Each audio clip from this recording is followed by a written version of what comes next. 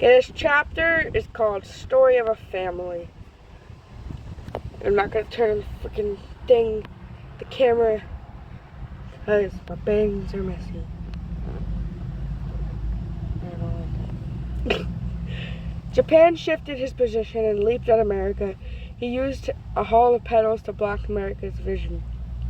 The American lifted both arms to protect himself when Japan appeared seemingly out of nowhere with another kick from above. Like anime style fighting. More flowers sprouting out of Japan's body. Stupid loud ass cars. More flowers sprouted out of Japan's body. It was a mixture of spider lilies and cherry blossoms. Oh, there's some spider lilies in there. I forgot. More petals came flying at the prince. Although he deflected them, his energy was starting to drain. This isn't good. I should end this. America internally thought, kind of mixed those words together. As he continued to dodge, he noticed Japan's fist clenching even though he held nothing. It seems he's trained with a blade. I wonder why he didn't fight me with a sword then. Don't you remember the Pearl Harbor incident? Do you not feel any guilt? Your mother rose a revolt against Asia and took control of people as hostages. She isn't necessarily a good person, is she? America retorted as he ducked another flying petal. Japan clenched his fist tighter. She was not a good person, but she was a good mother. She was a good fighter, though. She gave me quite a nasty scar from that day. America acknowledged her skills. She was indeed very skilled with a blade, quite a menacing, powerful figure. She was rumored to be able to cut down an entire army. She was a one-woman army, but all that came to end when she was impaled by her own katana. Damn. Damn. America smirked. She almost killed me, and I praised her for that. Japan's kimono was starting to get bloody and bloodier. Then I'll finish the job. I'd like to see you try.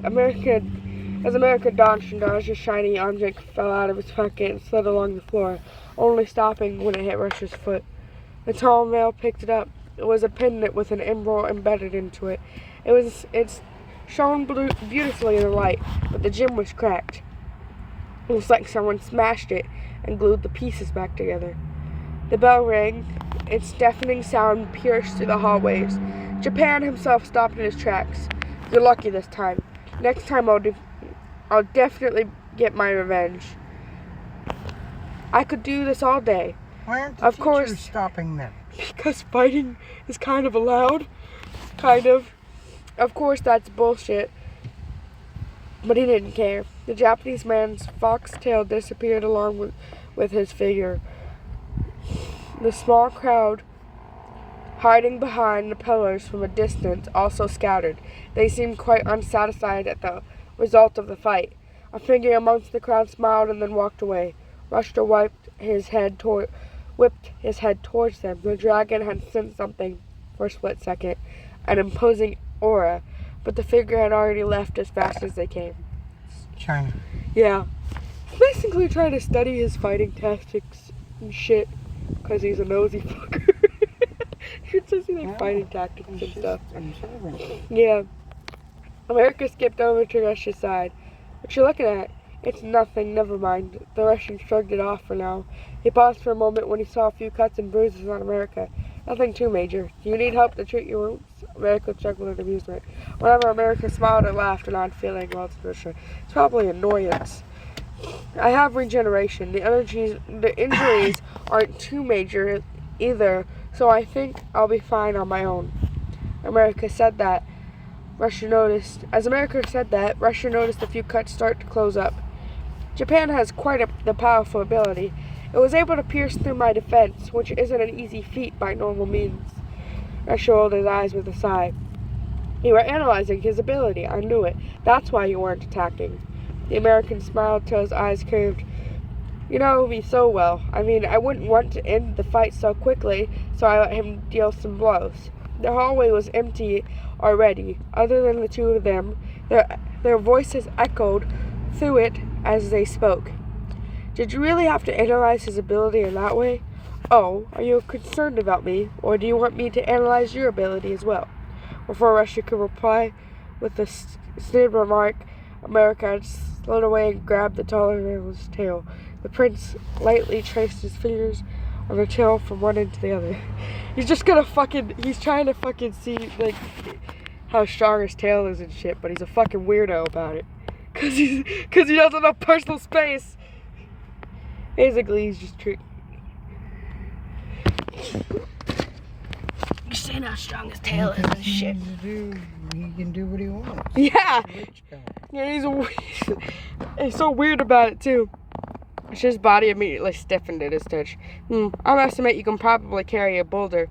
Do you want me to go into the specific weight you can carry? America was about to trace his fingers again, but when was stopped by the tail swinging right at his face. Which is just like, he's like, don't fucking touch me, what the hell? You just tell just by touching the tail, like, yeah, this is how strong this tail is. It's like, what the hell? The tail landed right on his cheek with a painful slap. Don't touch my body without permission. The Russian grumbled in annoyance as his eyes narrowed more and more. America let out a series of unbridled laughter as if he'd seen the most amusing thing in the world. See? He's like a pet to him. He quite literally, he's just like, you belong to me. Do I need your permission? Like, this is my dragon. He's my pet. You can see, like, but he was kidding, but like still, he acts like... What, are you recording? Yes, he acts like... Where's your picture? I didn't turn on the camera. Why? They can't see you. They don't have to see me! Okay. Just kidding, America added. The Russian couldn't reply. He just shifted his tail further away from America. The shorter mouth spoke some more. Don't be so pissy. Come on, let's get back to class. I was joking. Don't worry. I won't do anything to you. Is somebody calling me? I thought I heard fucking Messenger. It was a phone. I fucking thought I heard my phone going off. Russia rolled his eyes again. He really can't stand this prince, but he was somewhat gotten used to the teasing. You want to recruit him, don't you? You read my mind. He hates you, you know that, right? He's never going to work with you. Well, you did as well, and look at you now. It's kind of, yeah, but he kind of doesn't have a choice. It's either that or be beheaded. America tilted his head and flashed again. I still hate you. The Russian shut down America's statement almost immediately. America raised an eyebrow. Don't worry about it. I have a plan. Russia, knowing America, knew that this plan wasn't going to be good. Here, this thing rolled out of your pocket earlier when you were fighting. The Russian had suddenly remembered about it in the middle of their conversation. When America saw the pendant, his eyes noticeably softened. Oh, thanks. It's very important to me. Why is that? Russia asked as America pocketed the pendant. The prince gave a soft smile. It was different from the usual wide, playful smiles that Russia was used to seeing. Maybe I'll tell you the details about it one day. It's a gift from my real parents. As the evening settled in, a young man entered a set of large palace doors. There he saw the king and queen lounging. They were chatting merrily. Noticing the young man had arrived, they turned to him. Canada, how was school? The queen asked. Canada sighed and he stood next to them. It was eventful. A student ended up dead in the hallway. That's quite serious. Are you sure you feel safe? The king questioned, which is in Britain and France. That's the king and queen? Of Britannia. The king questioned Canada with concern in his eyes. Yes, Dad, I think I'll be fine. The king was Britain and the queen was France. They are the rulers of the Britannia kingdom. Canada wanted to say something, but thought for a very long time whether he should say it or not. And in the end, he decided to. I saw America at school earlier. He could not see the shift in Britain and France's expression. Britain took a sip of tea. How was he? I don't know. The same as ever, I guess. He has a dragon following him around. His guard, I think. Not that he needs one, Canada said with a slight hostility in his voice. France turned to him with a serious expression, yet it was also gentle. Canada, please don't hate him. He gave himself up to save you and your siblings. I know, even if I did try to, I can't. But I can't help but act mad in front of him. Maybe I'm mad at myself or something. The Canadian man dropped his books on the desk and sank into a chair next to his parents. Brenton took another sip of his tea. How much has he grown? I mean, quite a ton since we last saw him, which was like years ago. He's even more handsome now, and he's taller than me. Canada paused before speaking. Do you think we can ever talk to him properly again? The king and queen gave him another glance. Hopefully one day.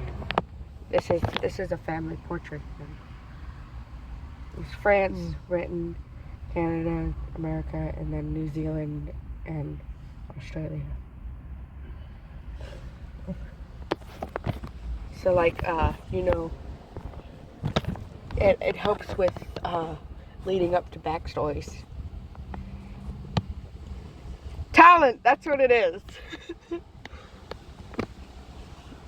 The trees were stained with orange. They were a beautiful shade, like the sunset. Oh, I think this is actually a flashback. Yay, backstory time. Canada sat beneath a tree amongst the pile of leaves. Canada had always loved autumn. Its beautiful colors. It's not too hot, not too cold atmosphere, basically everything about it. Another boy burst out of the pile of leaves next to Canada to scare him. America, you scared me. The prince laughed. Of course, it's an autumn tradition to scare Canada. America rolled over to sit next to Canada.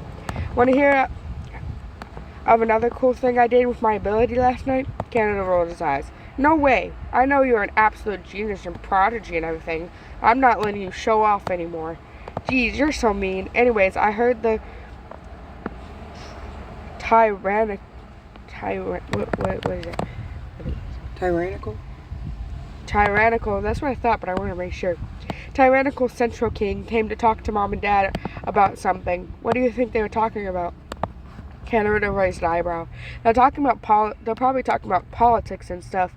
The Canadian prince dusted off a few orange leaves that had fallen onto his shoulders. Let's eavesdrop on them. You know how weak Mom and Dad are. I don't trust the Central King, not to resort to violence. America giggled in amusement. We want to join in as well. An Australian accent came up from behind them. It was their little brother Australia and their little sister New Zealand. Between the four of them, the age difference wasn't that large. America leaped up from his feet. Let's go then. The three of them ran off towards the castle. Canada walked normally. He doesn't find it fun, but he followed along to make sure they didn't do anything stupid. It's just like Big Brother things. Mm-hmm. They ran up the stairs and stumbled a few times due to sprinting too fast. Canada had to rapidly shout at them to be careful. Repeatedly. My bad. Outside the door, they pushed it open to make a small opening. America had put his fingers on his lips, and as a giggle like a mischievous little kid he was. The Central King spoke to their parents. The point is, I want to take America to raise him. He's quite the prodigy. Typically, his ability would be mediocre, but he has the genius to pair it with, making his ability incomparable. What is that word?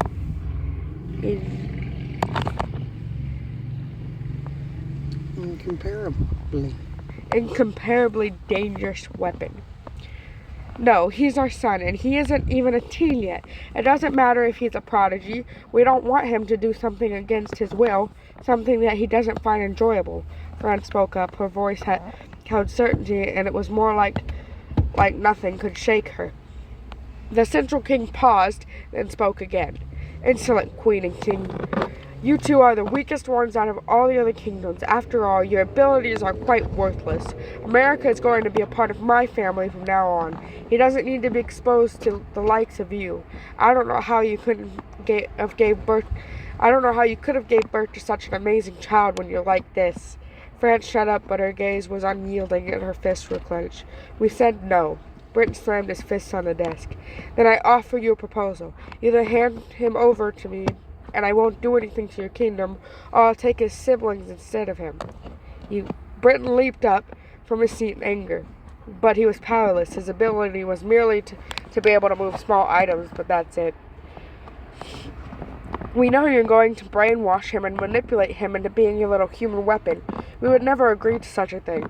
Brent snapped at his usual palm calm and elegant demeanor was thrown out the window ever since this bastard entered his kingdom. The Central King grinned. He knows he's the ruler of everything. He has all the power. I'll give you 2 days to decide, the tyrant said, as he held out 2 fingers. Canada burst through the door. He glared at the Central King with indignation. Indignation. She trying to fucking speak. Be like, we'll never give America up to you. Canada, don't interfere. Go back to your room, okay? Don't tell America about this either. We'll figure it out. Britain turned to his son. His gaze tone softened. The American boy seemed like he was going to tear up, but he held it in and replaced it with fury. New Zealand, Australia, and America also walked into the room. Australia was confused and his gaze held sadness. New Zealand was shocked. Her eyes were wide open. She was horrified. The whole family knew about the Central King, a tyrant. He has the power over everything. He's just a horrible person in general. That's why they're trying their best to not let America fall into his hands. America, his eyes held mixed emotions. He couldn't mutter anything out. He just stared. America, go back to your room, okay? France ushered the 4 of them out. As they walked through the hallways, America spoke up. We're never gonna let them get you, brother. The 3 of us will become prodigies as well and develop our abilities earlier than normal, just like you. Then we'll be able to protect you. America let out a chuckle. That's not how it works, but thanks, Ozzy. America spoke again after a moment of silence. I'll give myself up. New Zealand wiped her hand towards her brother. No, you can't do that. Then what can I do? I can't let them take you guys. I'll just comply. Don't worry, he won't kill me or anything. I'll be fine. The American friend smiled at his siblings to reassure them, but he himself wasn't sure what would happen to him if he gave himself up. Canada couldn't take it anymore. He stormed off to somewhere unknown. No one saw him for the rest of the day. After 2 days had passed, the king came back to hear their response. America was alone with him this time. I'll do it. Just don't hurt my family. They're no longer your family. I am your family now, he corrected the young boy. Fine, don't hurt the Britannian royal family. The king smiled in victory. Then we will have no problems. Canada sat in the backyard underneath a tree. A figure walked up next to him. And this is why he wants to revolt. Yeah. Canada, here, it's a rose. It's my favorite flower. Maybe it'll remind you of me while I'm gone. Don't worry about me, okay? I'll always be the same America. Okay, promise me you'll stay the same and you won't forget about us either. Of course. Here are more roses for everyone else. Let's see each other soon, okay? America dumped a pile of roses onto Canada's lap. Just grabbed a bunch of roses. Just roses. Both their expressions held a smile, but beneath it was uncertainty. With that, America left. He wasn't allowed to see his family for years, and he was trained to be a human weapon as a tool. After 3 years, they were given the opportunity to visit America. The entire family was overjoyed. They immediately rushed over to the Center Palace to see him. When Canada first saw America again after years, the first thing he thought was how America was taller than him now. How did that happen? America has always been a little bit shorter than Canada, and he'd always bullied him for it. This was when Canada realized that 3 years he had changed a lot. It was a long time. France hugged America, but he didn't hug back. His gaze was expressionless, and he had no trace of happiness. The king was next to America, monitoring their interactions. How have you been? Britain hugged him as well. Fine, America replied simply. We have a gift for you. Britain rummaged around before pulling out an emerald green pendant. It was a beautiful shade. It reminded him of grassy plains. When it enveloped in the sunlight, it shined with magnificence. In conclusion, the pendant was beautiful and must mean a lot to Britain and France. France handed it over to America, and America took it. We don't know if you would like it, but it's very important to us, so we wanted to give it. Before she could finish her sentence, America held it in his grip and crushed it with one hand. Are you done? His gaze held no emotion. Canada's eyes widened for I guess he had really succeeded in making him an emotionless tool, just alive to be used and replaced when no longer needed. It seems he doesn't want to see you. Guards, escort them out, the Central King ordered. New Zealand rushed over and grabbed the king by the collar. Her eyes held fear and rage. What did you do to him? What did you do to my brother? Canada was horrified. New Zealand, don't start trouble. Canada almost couldn't choke out the words because he himself wanted to rush over and slap him 100 times or more. A sword was suddenly held to his neck and glanced over to see America holding the sword to her neck. One move and I'll slice your head off. None of the family could say anything more after that. It was almost like he was a completely different person. They saw his eyes. There was no longer family in his eyes. Australia and New Zealand burst into tears in the carriage. Canada didn't say a single word the entire ride, but internally he wanted his brother back. You lied to me, America. You said you wouldn't change. And that's the end of the chapter. It's kind of sad. Yeah. Is this Australian a girl? Australia's a guy, New Zealand's a girl. And they're twins? Yeah. Well, I don't know if they are in this story, but usually they are. So we crushed the pen? Yeah, but if you notice later on, Russia points out that it seemed like it was lazily glued together. So it's still important to him, but he had to act like it wasn't in front of the king. Is this all your questions? Yes. Okay. And I will end it here.